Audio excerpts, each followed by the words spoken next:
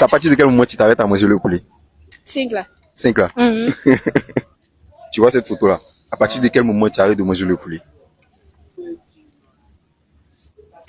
J'arrête pas.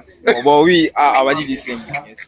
Tu n'arrêtes pas. On va dire les 5. C'est à partir de quel niveau tu commences à t'arrêter de manger le poulet? C'est à partir de quel niveau tu commences à t'arrêter de manger le poulet? 5. 5. Tu connais le continent, petit frère? Tu connais le Cameroun? Quand je regardais cette vidéo, je m'attendais à ce que tu tombes sur un Camerounais. Tout ce à quoi je m'attendais, c'était que tu puisses poser cette question à un Camerounais. Parce qu'un Camerounais t'aurait expliqué la méthodologie à suivre une fois qu'on a franchi la 5e étape. La 5e étape que tu vois là. Parce qu'en réalité, c'est à partir de là que tu deviens intéressant. Tu connais Zebreaker? Zebreaker, le boxeur camerounais qui fait 10 combats et il en reçoit avec 15 défaites là.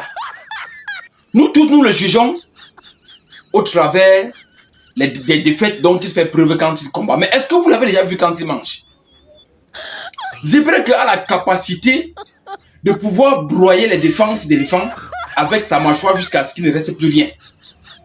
Quand il prend les cornes du bœuf, il massacre jusqu'à ce qu'il ne reste plus rien. Il prend la tête du crocodile avec les dents et les écailles que tu vois là. Il geste avec la mâchoire jusqu'à ce qu'il ne reste plus rien. Et toi, tu manges le poulet, tu arrives à la 5e étape. Et tu prétends qu'on devrait s'arrêter à ce niveau.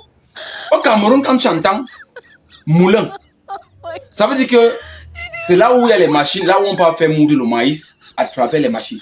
Mais quand tu entends machine à écraser, en ce moment, on fait référence à la mâchoire du Camerounais.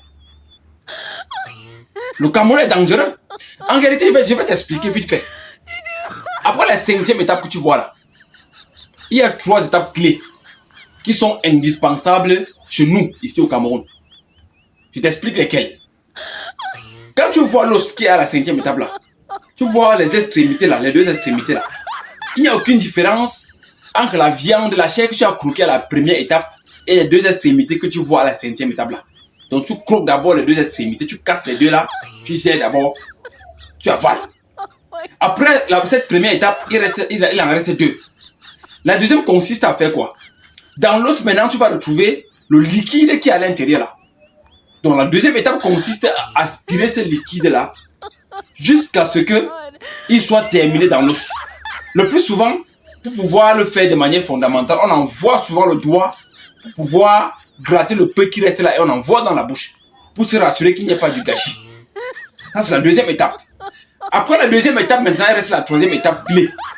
Ça, c'est l'étape la plus indispensable. On ne peut pas se passer de cette étape-là. Quand tu as fini d'aspirer le liquide qu'il y a dans l'os, il reste l'os maintenant.